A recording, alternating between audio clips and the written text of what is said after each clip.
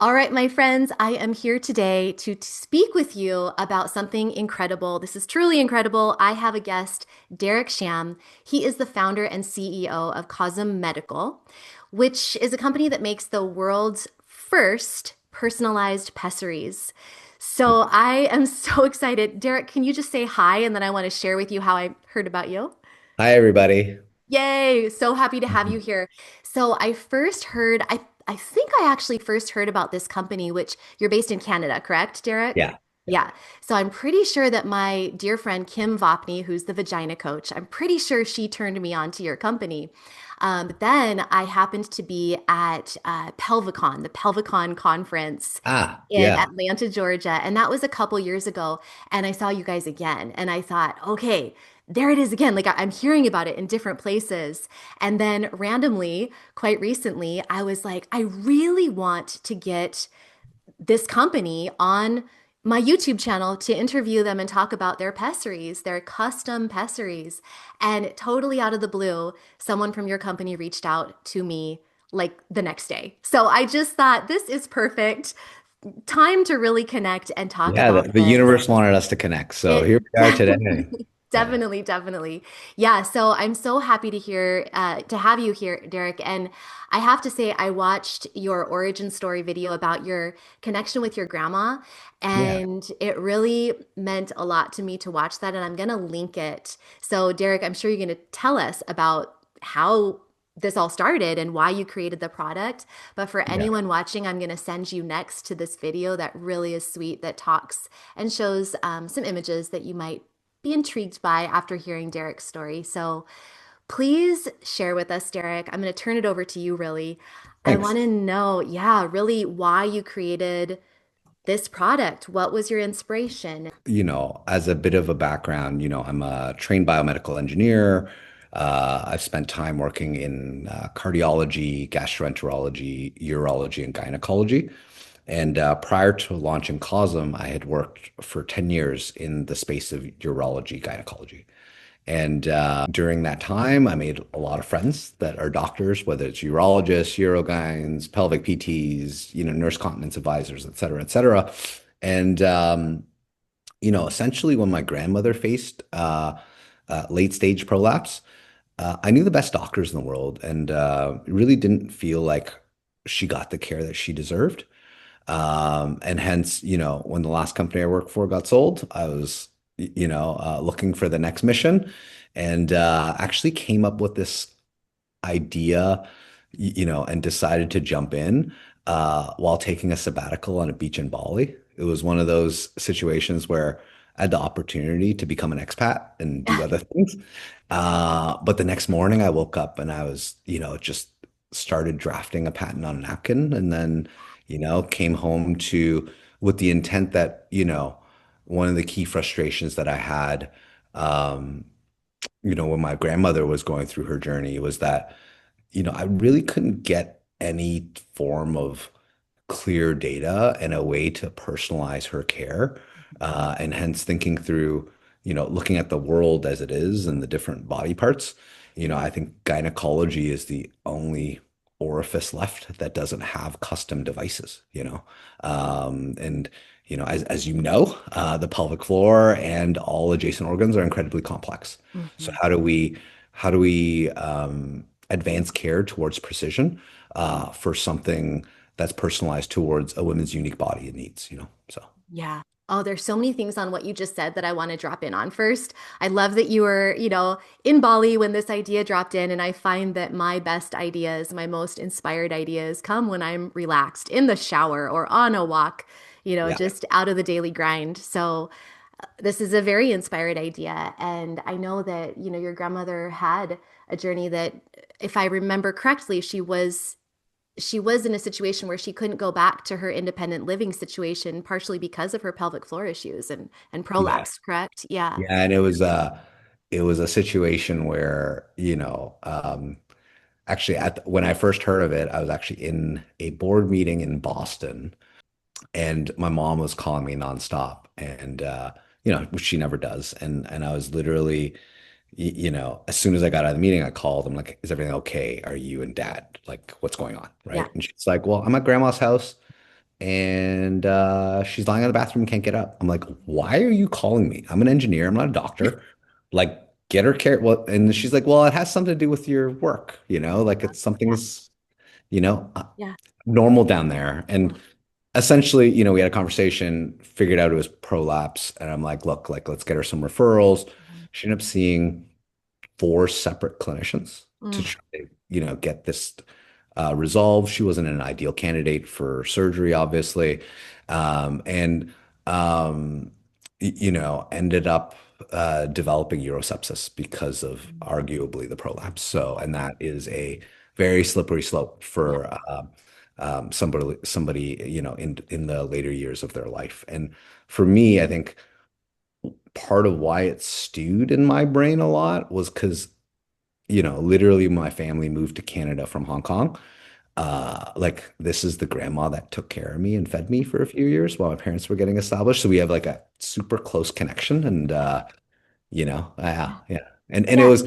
it was interesting because it was an idea I thought of, while I was working really hard and doing the things in urology. And as you say, the the difference between an idea Yeah. and figuring out what the technology path um, was something that I was obviously subconsciously stewing. And Hmm. just one morning in Bali, I just started writing stuff on a napkin. I was like, what is this? So Yeah, absolutely. Like it was stewing in the background. Then you had yeah, the thing that happened with your grandma. So like you had an impetus to make it happen, and then it just dropped in exactly how. So I yeah, love that. It's divinely inspired. And I want to talk more about, as you say, everything in the body is connected, absolutely everything. So why wouldn't we have a custom device that actually works for the person's specific unique body that's yeah, going to help support, just like we have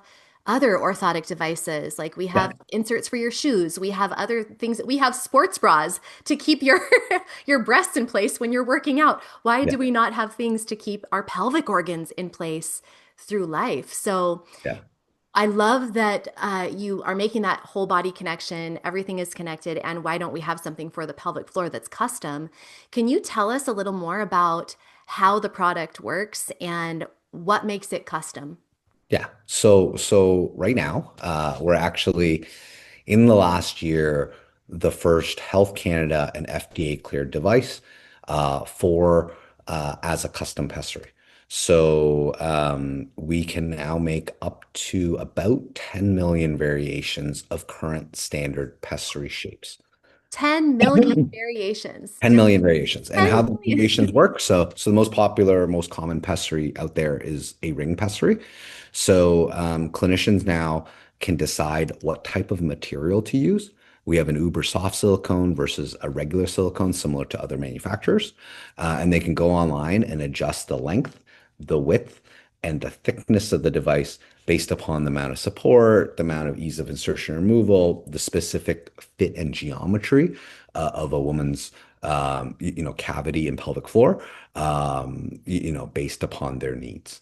So right now, essentially, if patients can't get something fit off the shelf or have any specific issues, can't self-manage, it's uncomfortable when they exercise, there's now tweaks that can be done to make a pessary more suited towards an optimal quality of life of current designs. Yeah. That's amazing. And every human body is so different. So, this is really, really important to have this ability to make so many different variations. So, how do you get these measurements of the inside of the area that the pessary needs to be in? Like, how do you get I'm assuming internal vaginal measurements? Yeah, totally, totally. How's it done? So right now, clinicians are essentially doing an assessment with an off-the-shelf pessary in place. So they try a bunch of pessaries. This is the best one that fits. They can get an assessment on quality of life, the issues that a patient still has, if it's uncomfortable, if it's not fitting right, if it causes constipation, et cetera, et cetera. And they can do an assessment with the device in, and then essentially go online and customize the design based upon the patient need and the physical assessment with the pessary in situ or in place. Okay. So that is the version one as we go. And we're obviously also in clinical study for taking measurements from a hand tool and medical imaging. So an ultrasound device that can, kind of mold and scan to be able to output, design suggestions for clinicians.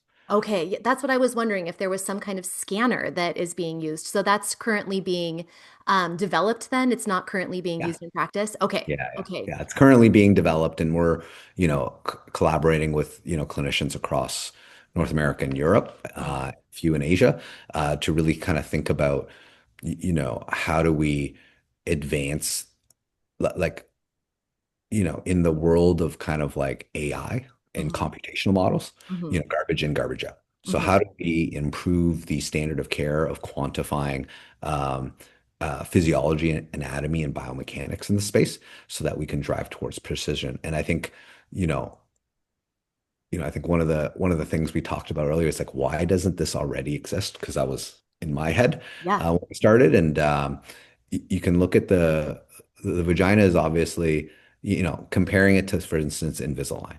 We Mhm. can't simply take a picture of teeth and bone to Mhm. be able to customize something. This is all soft tissue. It's dynamic. It changes in, supine versus standing position.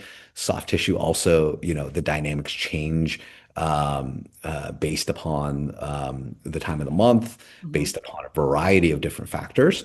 And, I think as we drive forward, the goal is holistic pelvic health, Mhm. right? I think with a standard off-the-shelf pessary, you know, you improve one thing, sometimes you create issues with another. And Mhm. our goal is really to create something that is, incredibly easy for a patient to self-manage, kind Mhm. of like a bra that's easy to put on and off, right?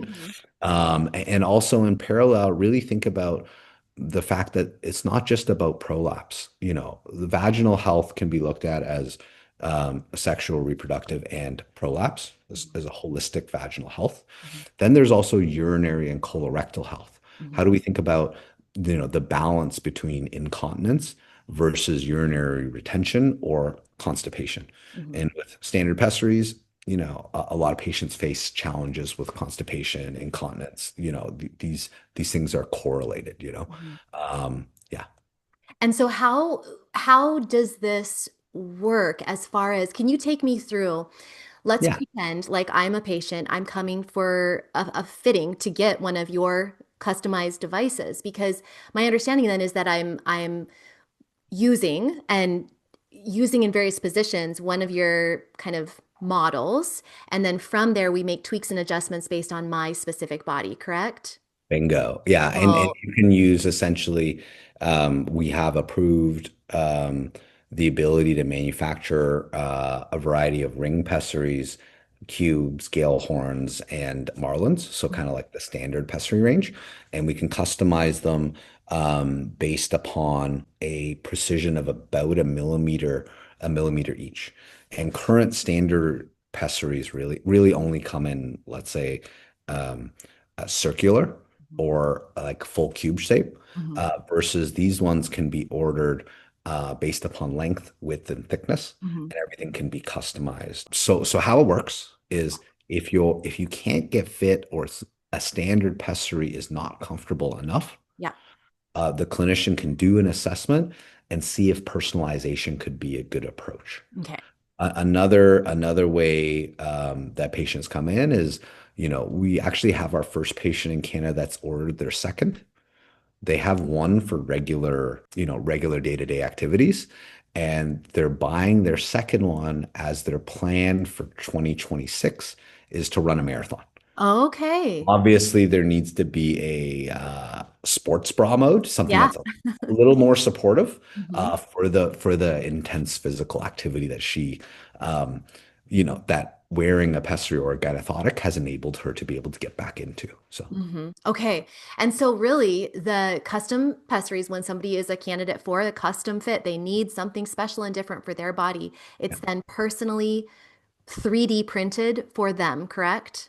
Yeah, we don't directly 3D print our pessaries because 3D printing, creates biocompatibility challenges, but we do leverage, top shelf medical Mhm. grade silicone, and we've Mhm. passed all of the biocompatibility tests. But we do leverage 3D printing to essentially cocoon mold Mm. the devices, and it's essentially a similar manufacturing process as custom earplugs and hearing aids, and Okay. also Invisalign. Hmm. Originally never really actually directly 3D printed the liners. They used a process that includes 3D printing. So. Okay. Okay. Thank you for clarifying that. Yeah. Yeah, no problem. Yeah. Okay.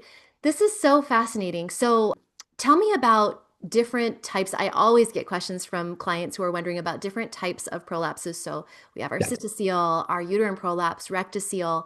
Have you found that your devices are even more effective for the different types of prolapses because of how you can customize them? Yeah. We, as a technologist as background, right? Hmm. Like I myself, we served clinicians Hmm. to serve patients, whether Yeah. those clinicians are PTs, OBGYNs, urogyns, urologists, et cetera, right? And nurses. Hmm. Um, and on my best day, we make awesome tools for clinicians to better serve their patients. Yeah. And with regards to the various types of prolapse, we're actually in the midst of publishing an over N of 100 and something patients as to their first experiences with Gynethotics. About a quarter of the patients have experienced fallout with the pessary. They're pessary wearers, but sometimes they just fall out. Hmm. And a fair amount of those are, it's more difficult for pessary to stay in for patients with rectoceles for Hmm. the most part. Yeah. So we have demonstrated, in a way, improvement across care for all patients. What's been interesting, in the path of discovery and figuring out where we're going with this, right, is what we've demonstrated in both clinical studies, our already published pilot study, what we're coming up with right now, and also some of our commercial data is, off-the-shelf pessaries typically have a sizing of a 6 millimeter gap. Hmm.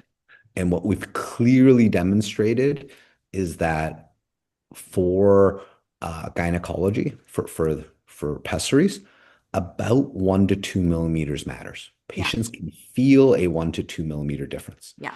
and that was one of the key questions as we went forward: is does it need a customization? And we have demonstrated that there is a quality of life difference at a 1 to 2 millimeter difference. Now, it's not as tight because it is soft tissue Yeah. as Invisalign or custom hearing. Invisalign custom hearing to get to a comfortable device that does what it needs to do for tissue remodeling, Mhm. it's anywhere from like half a millimeter to 0.05 millimeters. So it has to be much more precise. Yeah. But what we've essentially shown is that if you look at off-the-shelf pessaries, anywhere from 20 to 30% of patients fail the fittings. And Hmm. we've demonstrated an ability to serve some of those patients Yeah. with current designs, and we've always got new designs coming. And in parallel, half stop using them within a year because they're either already have surgery planned. So a pessary is a temporary solution to get them back to their lives as they await for their surgery, or it doesn't fully solve their problem or causes new problems. Yeah. And through that plethora, we've been able to show kind of like, irrespective of what type of prolapse, Mhm. we've been able to, help women on to live their best life. That is wonderful. Yeah. And I mean, if you think about this sensitive part of the body, it makes a lot of sense that 1 millimeter, you can feel that difference. Yeah. Just a 1 millimeter difference versus you said that the typical gap is 6 millimeters between Yeah. sizes off the Yeah. shelf. Yeah, that's a really big difference in size. And so Yeah. you need a more gradual phasing of sizes to really get the best Yeah. fit Yeah. to such a sensitive area. Totally. So, okay, so I have another question. Can physical therapists measure and fit these pessaries, your pessaries, the Cosm Gynethotics? Can Yeah, absolutely. The American Physical Therapist Association actually successfully petitioned the American Medical Association to allow physical therapists in the US to fit pessaries in at, I think, the end of 2023. So it's very recent. And physical therapists have been fitting pessaries in Canada. I'm from Toronto, Australia and UK and beyond for like a decade, Yes, right? this And is like a sticking point of anger for me and many other physical therapists who are American is we've said, yeah, why aren't pelvic floor physical therapists who specialize in this part of the body able to fit for pessaries? And I was so happy when I discovered that PTs in America now can yeah, fit pessaries, but you do have to have special training. So not absolutely. every physical therapist can, but you have specialized training for your specific Gynethotics customized Yeah. pessaries. Okay. Yeah, totally. You can envision it as kind of like an advanced pessary course. Yeah. Level one is figuring out how to fit something in Right. there and provide great patient care. Yeah.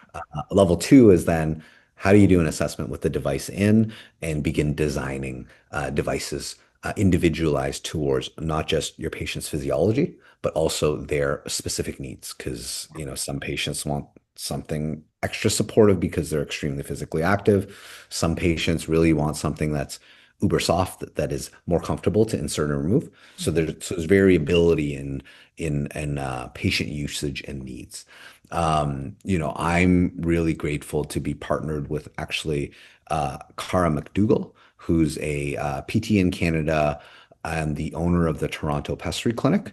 And she operates at the same time as a clinical specialist for Cosm that trains PTs, works through their first cases, and also runs the pessary fitting course with a few other PTs for pelvic health solutions. So that's the accreditation group in Canada for continuing education for PTs, and they run courses on pessary fittings, and we're in the midst of discussions with a couple of the UK groups that run advanced pessary courses with the goal of getting the right fit on the first try, right? Mm, Because that mhm. is one of the challenges with pessary fittings is the arduous journey of fitting multiple ones. And, obviously our goal is to get a scanner in place to, avoid that in the Yeah. future. So, Yeah. yeah, Yeah. So, I mean, to be clear for anyone listening, it's like regular pessary fitting is trial and error. It's trial and error. Like yeah, when you just do the off the shelf pessaries at your doctor's office or your physical therapist's office, you just have to go with the sizes that are available and see what works and what doesn't. And so, Cosm, your personalized pessaries, the Gynethotics, there's still a little bit of a trial and error, but you have way more abilities to customize them and make personalizations so that it's easier. At least. totally. And from my standpoint, I think of it as you could call it trial and error, Mhm. but you could also, in my mind, it's clinical art. Oh, I love that. Like looking at it as like, as you said, like as humans as a whole, Yeah.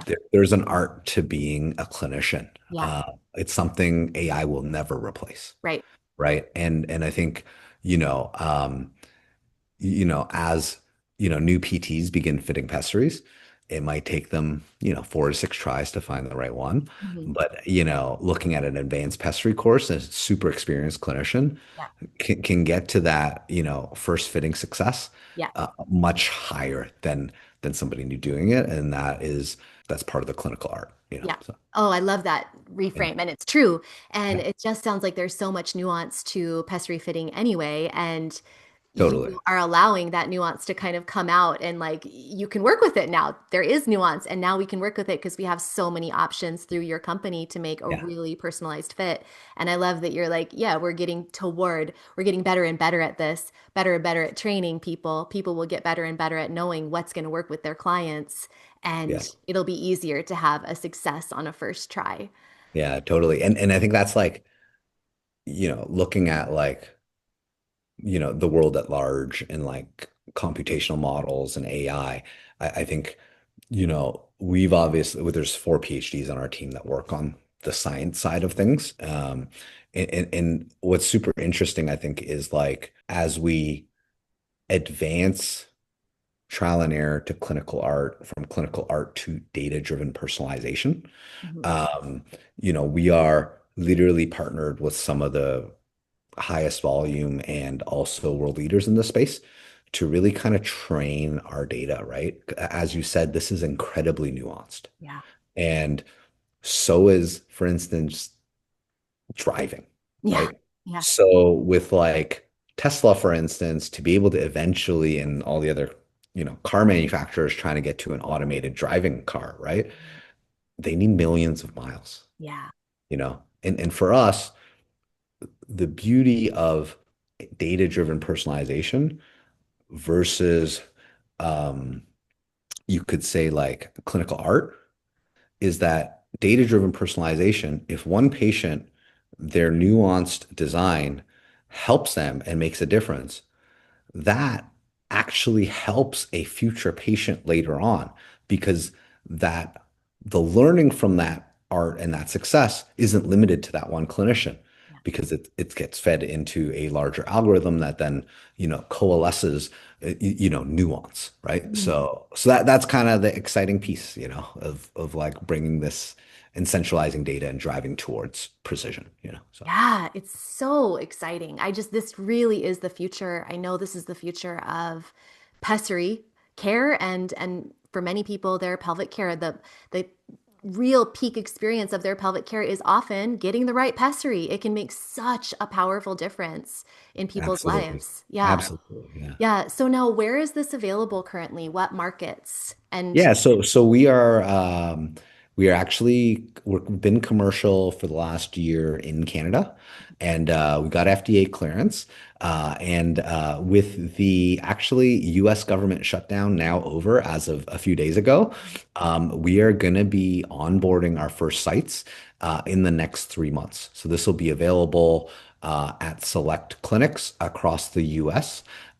Beginning, February, March-ish as we go. So, if patients, your viewers are looking for access, they can simply go on our website, fill out a form, patient, add the fact that you're a patient looking for a clinic. And, as we onboard new clinics, we'll then be able to begin connecting patients with providers in our network. great. So Canada and the US, which is new, the US is new. Yeah. And prescriptions are, this isn't something that is available like off the shelf at a drugstore. This is definitely something you have to go to a clinic that knows how to prescribe and fit these special pessaries, correct? Yeah, Yeah. absolutely. Yeah, yeah. Because Okay. we're aiming for Yeah. precision, and we Precision. Yeah. we partner with clinicians for that. Yeah. Yeah, Yeah. I love that. I think that's great. It's nice to have market or products that are available for people just to sample and try that may be available off the shelf that somebody could just order without a prescription online. I think that's a really cool thing to have.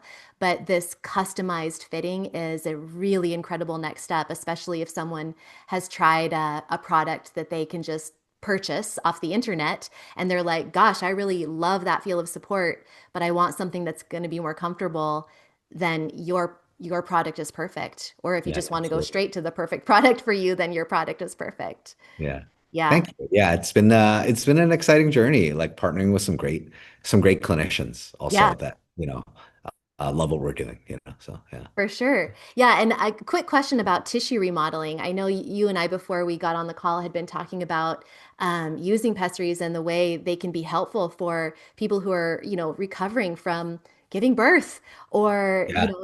they can be so supportive to use to help with the tissue repair remodeling process. Can you speak to that a little bit more? Yeah, no, absolutely. One of the things that, having worked in the field for now all close to 2 decades, it's one of the things that I think, like, as a technologist, I'm always, and somebody that's infinitely curious, I'm always looking at other fields going, oh, what can be like leveraged? How do we like think about, because the majority of innovations are combine A and B from here and bring it over to this application, right? Yeah. And what's super interesting about the custom medical device field, whether it's orthopedics, dental, orthotics, hearing, all these other things, right, is one of the major uses is what's called tissue remodeling.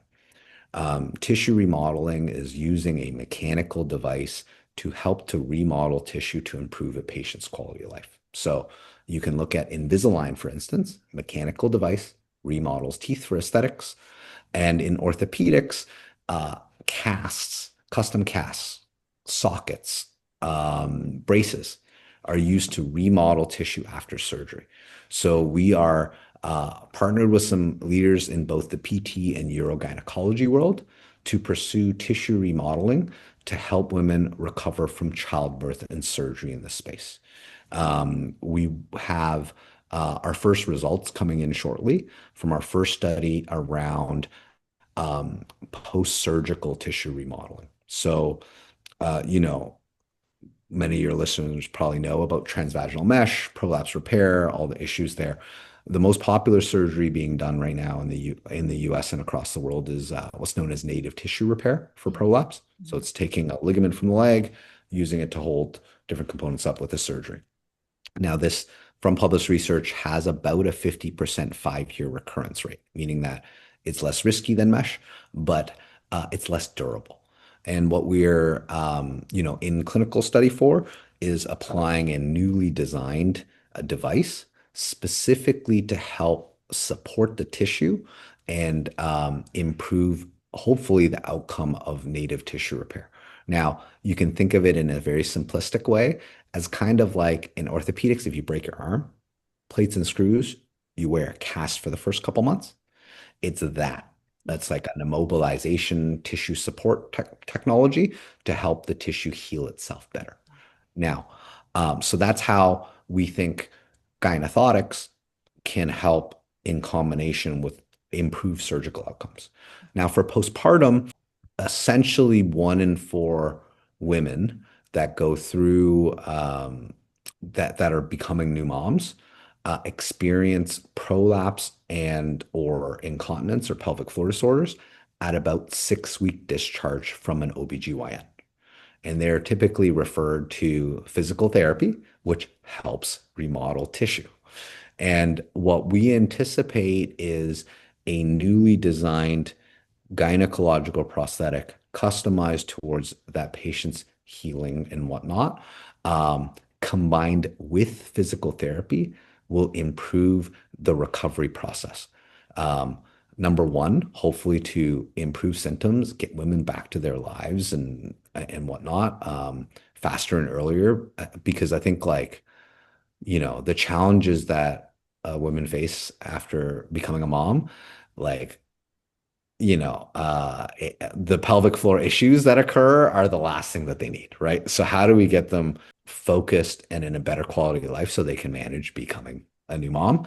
And I think, it has the opportunity in the mid to long to improve healing rates and potentially prevent these issues from happening in the long term, right? So that's kind of the idea is, pelvic floor therapy Mhm. remodels Mhm. soft tissue after, Mhm. trauma, i.e. childbirth.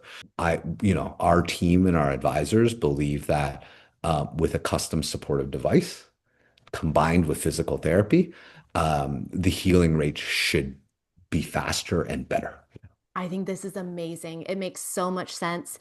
And for that specific scenario after childbirth, would the Gynethotic custom pessary be a temporary support device while you're working on the remodeling and yeah, Totally, yeah, totally. okay, And great. and tissue remodeling typically have like whenever the trauma occurs, whether it's a car accident, a surgery, a amputation, like whatever field we're talking about, tissue remodeling typically happens within a 1-year window, Yeah.